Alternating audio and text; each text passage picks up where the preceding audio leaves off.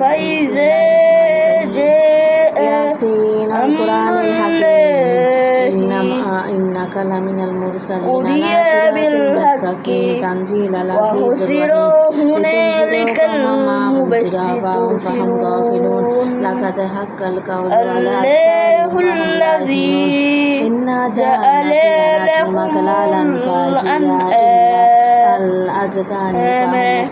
لتركبوا منها ومنها إنهم لا يبصرون ولكم فيها منافع ولتبلغوا عليها حاجة في صدوركم وعليها وعلى المؤمنين وكل شيء أحصيناه في إمام مبين واضرب لهم مثلا أصحاب القرية إذا جاء المرسلون فأي آيات الله فعززنا بثالث فقالوا إنا إليكم لمرسلون أفلم يسيروا في الأرض فينظروا كيف كان عاقبة الذين من قبلهم إنا إليكم لمرسلون وما علينا إلا البلاغ المبين صدق الله منهم أشد قوة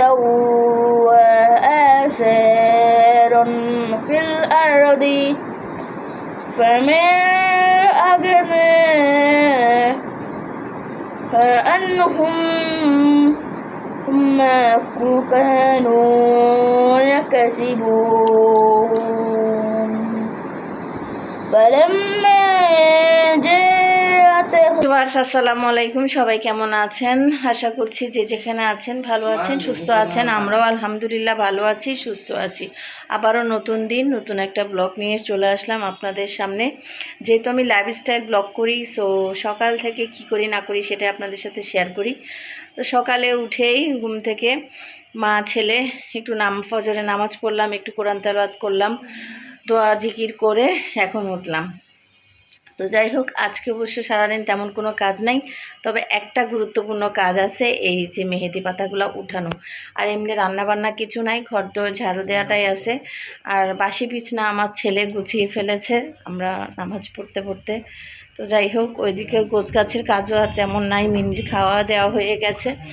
আর আজকে আমার খাওয়া দাওয়াও নাই, নাস্তা করার ইয়েও নাই, কারণ আজকে আমি নফল রোজা রেখেছি। আজকে বৃহস্পতিবার 16 তারিখ, সো নফল রোজা রেখেছি, যার কারণে আর আজকে আমার খাওয়া দাওয়াও নাই।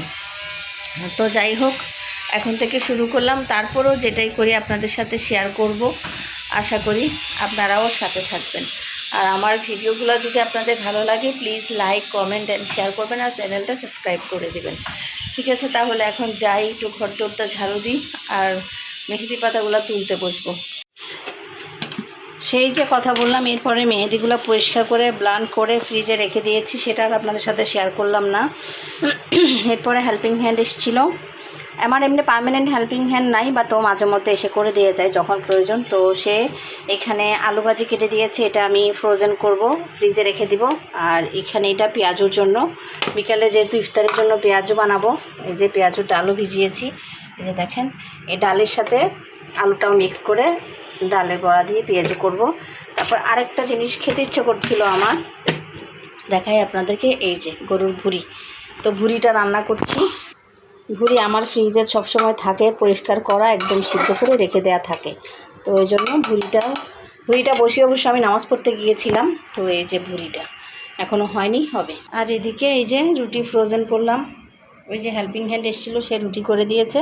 রুটিগুলোও কালকের জন্য, শুধু একদিনের জন্য, আগামীকালের জন্য রুটি ফ্রোজেন করব, মানে বানিয়েছে, আমি হালকা সেঁকে রেখেছি। এই যে ফ্রোজেন করব।